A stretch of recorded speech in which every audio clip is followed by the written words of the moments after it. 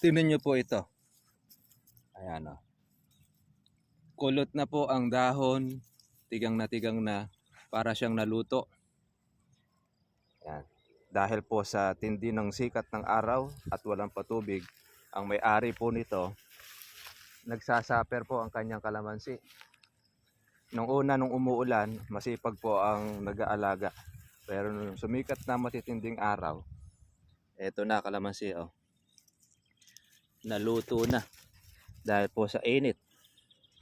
Sa init ang panahon at on the best na wala pong patubig. Ayan oh. Sunog sa tindi po ng init. Ito po.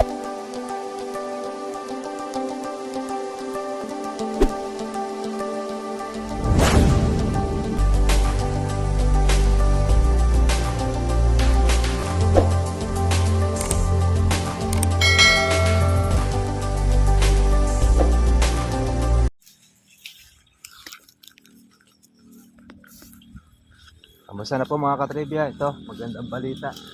Isang malaking kaulapan po na kapalibot po sa atin.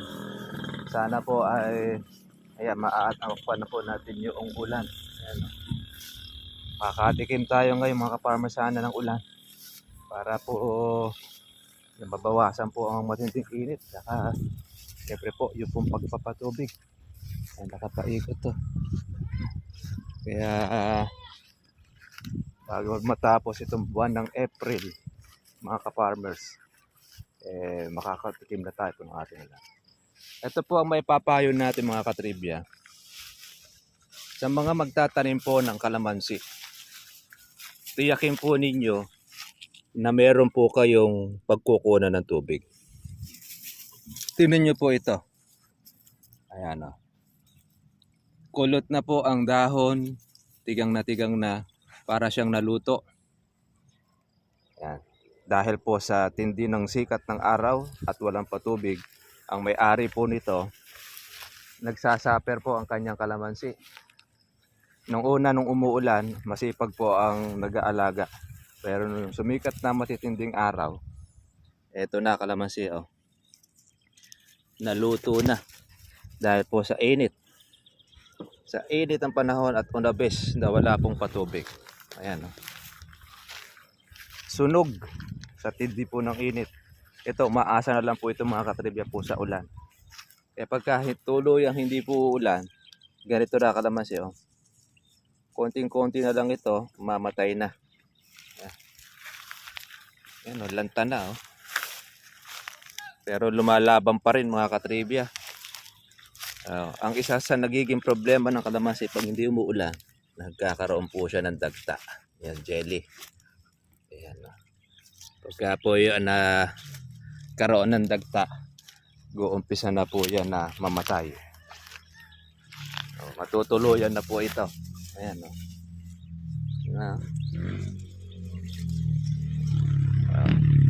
Pati nga po mga katribya po yung mga damo, di na rin po makuhang mabuhay eh. Dito sa gilid ng daan no. Sunog na.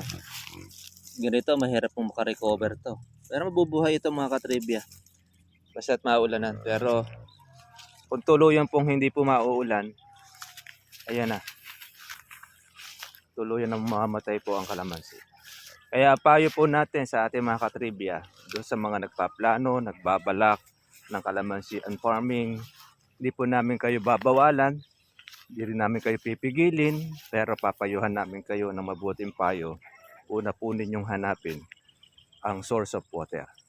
Dahil pag wala kayong magiging patubig sa inyong kalamansi, kahit marami kayong punla, at ganyan lang din po na hindi rin po matutubigan, baka po yung puhunan ninyo ay hindi nyo na po mabawi.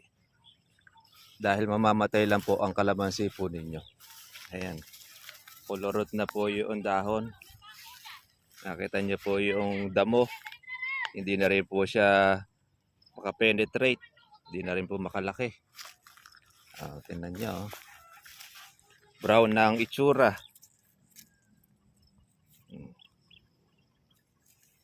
Merong mga puno, siguro natatapat na meron siyang tubig na basa. Sariwa pa yung kanyang dahon. Pero meron naman pong puno talaga. Ayan na, tsura. Dumadagta na po ang kanyang katawan. Tsaka nauubos na. Ayan na. Kaya pag yan ito, mga ka-farmers, makakatikim po ng tubig. Ang nangyayari dyan, lalabasan na po ito na marami pong bulaklak. Ayan no. Nagkakaroon siya ng parang tingting. Nalalagas po yung dahon. Bunga po yan ng sunog eh. Matinding init. Kakasunog ang kalamansi dahil po sa araw. Sa init. Ito sariwa ito oh. Parang nandito yung basa ng kalamansi oh. Pero yung katabi niya oh, patay oh. Ito patay na ito eh. Ayan oh. Tuyo na yung dahon niya. Yung sanga unti-unti na po nagiging brown. Yan no, sayang ng kalamansi oh.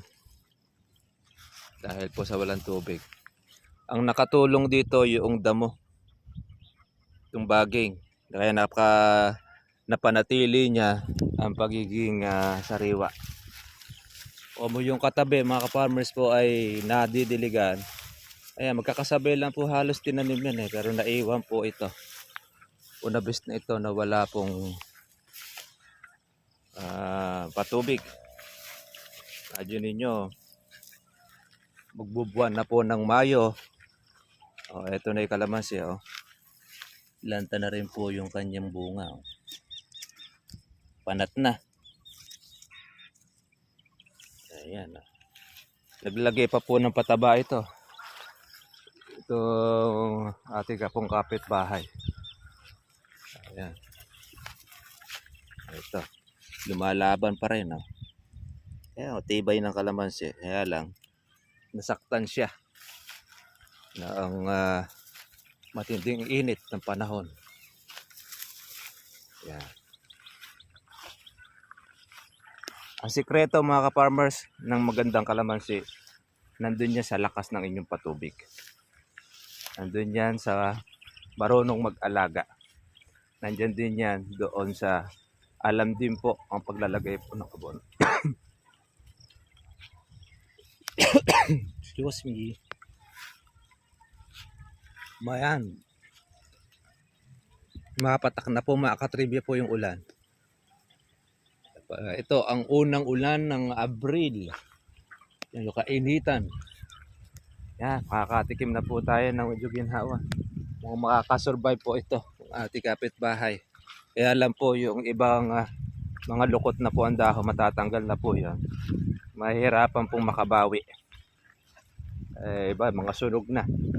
Maluwang-luwang din po yan. Sagad po yun hanggang doon. Kaya yan siguro yung mga halaman, abot po ang panalangin na sana umulan para sila makasurvive.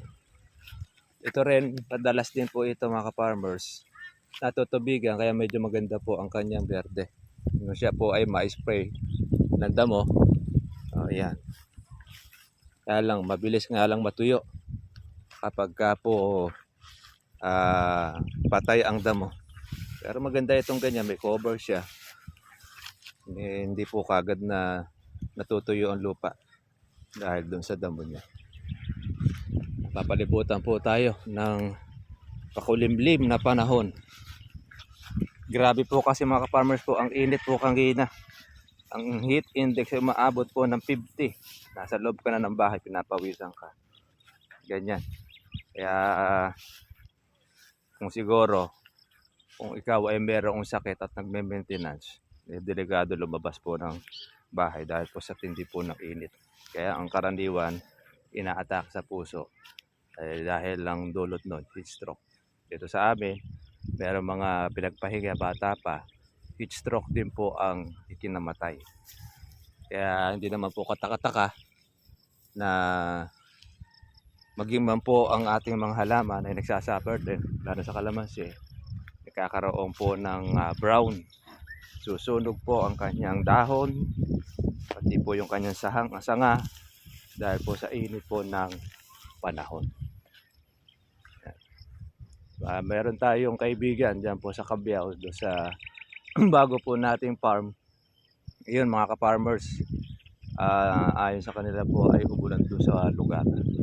Kaya medyo safe na po tayo. Malaki po ang maititipid po natin ngayon sa ating diesel. Lalo na po ngayon, grabe po ang panahon natin. Nasa kulang 100 na rin po yung ating diesel.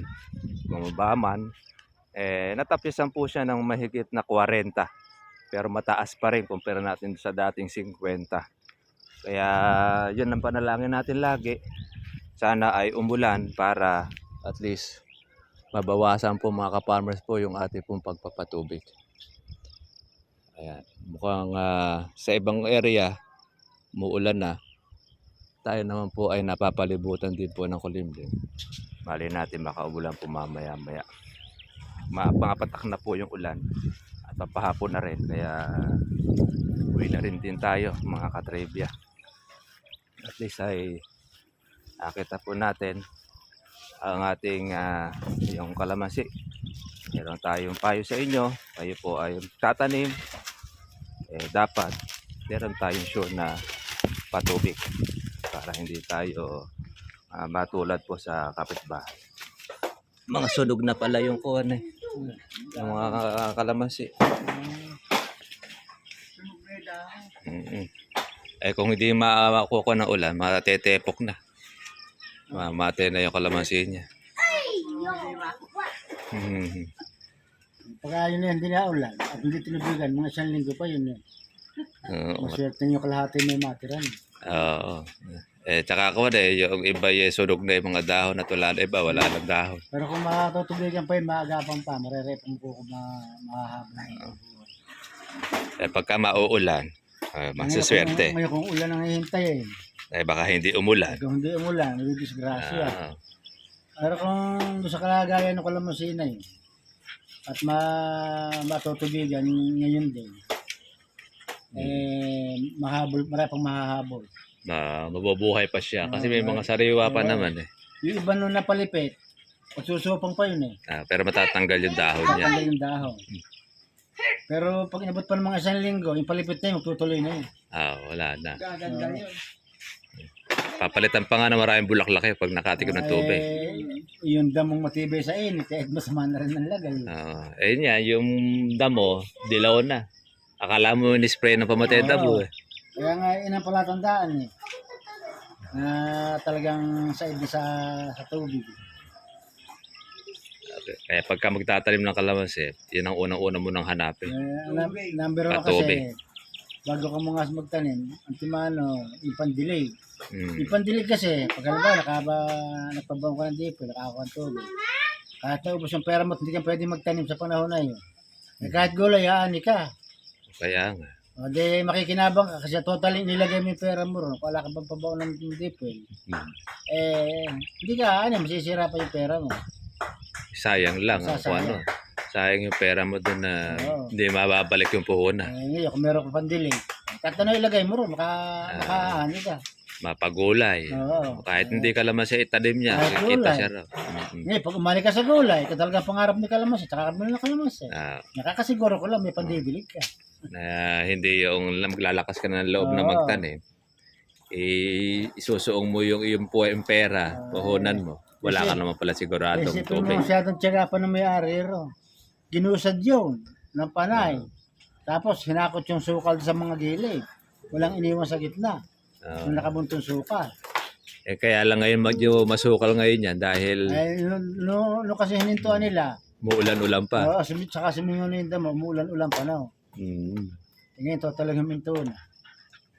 Di na rin nila nasikaso na rin. Wala namang nangyayari. Siguro, baka cover na rin siguro yung damo na yun. Kaya kailangan din makiusap na sa mga katabi na makihiram ng tubig. Makihiram ng tubig. Ng tubo. Kung kinakailangan bumayad ka dahil mas malaki yung mawawala sa iyo. Kesa rin sa iuupa mo. Tsaka una-una, sayang din yung puhunan nila dyan. Oo. Napapalungi lang. Kung halimbawa nga babayad ka ng tubig. Babayad ka ng magpapatubig. Pasusulit naman. Yung uubusin mo na yon, higit din mababawi, magawa ng mabubuhay yung kalamansi. Pag namatay yung kalamansi na yun, gano'ng kalaki mawawala siya. Ay pagka panahon ng kuha niya, susunod na tagaraw, kasi na magpabaon.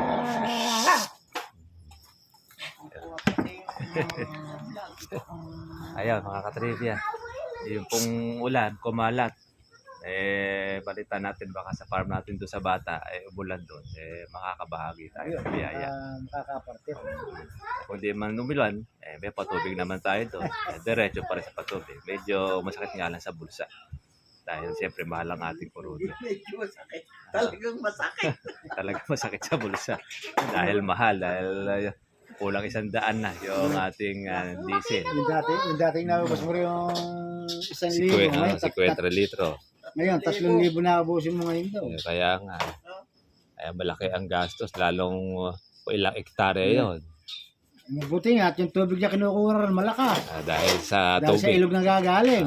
Pre-water. Kung sa dipol pang mahina, Lalo na. naluluha-luha. Ako, lalo na malaki ang ubusin.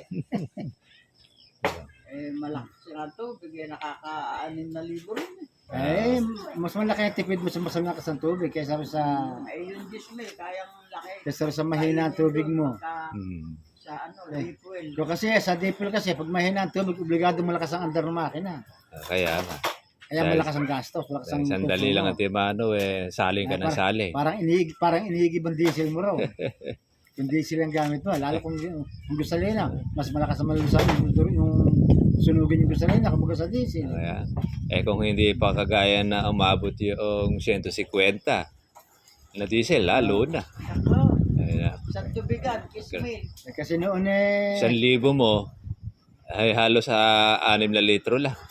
Ako na yung 10 litro 1,500. Kaya, kahit kulang 5 Kahit medyo mahal yung diesel, medyo matipid-tipid yung sunugin nyo kumbaga sa gasolina. kaysa gasolina. Dahil noon bibili ako ng isang container na diesel, isang container na gasolina. Sabi ko ginagamit yun. Yung isang container na gasolina, 2 araw lang, ubos eh. Sandali lang. Yung diesel ay nakakadalawat kalahati. Kaya matipid pa rin talaga kapag diesel. Kung pagamit ka ron, yung kubota.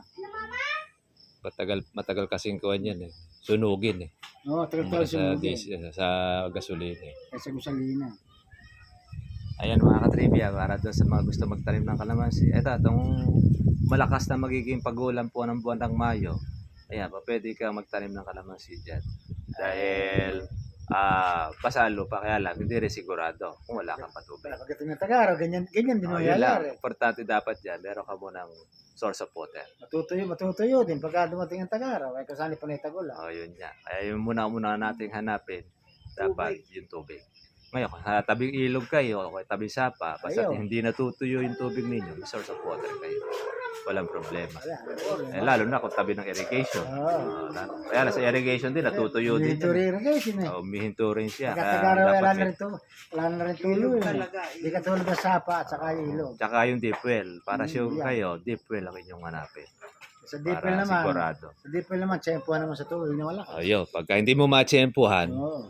talaga gagastos ka talaga. Katulad dito, ang katabi natin na ito. Ilang beses na Ilang nagpatubo beses rin. na napabawa ng dipel ito, walang nakukuha ng tubig. Na halos naikutan na rin yata, katutusok. Walang natusok yan. Kumbaga sa tagyawat, tagtad ng tagyawat ang mukhang lupa na rin.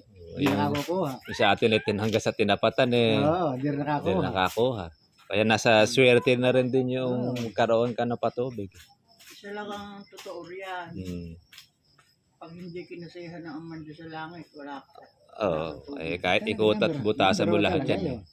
Yun ang pangunahin talaga sa lahat doon. May tubig mo, Mas kahihingi. may tubig mo sa lupa mo, pag hindi tinapat sa iyo, pakukuha mo ng tubig, hindi Wala mo rin. matitsempo. Kahit may pera ka, mauubos ang pera mo, hindi Hindi ka mo makukuha. matitsempo eh. Pero pag wala kang pera oras na iba, walang tiyo, matatapatan mo yung meron eh. Panalangin sa Diyos. Yun importante. Kailangan maging tapat sa kapwa mo sa katabi. Yun yun.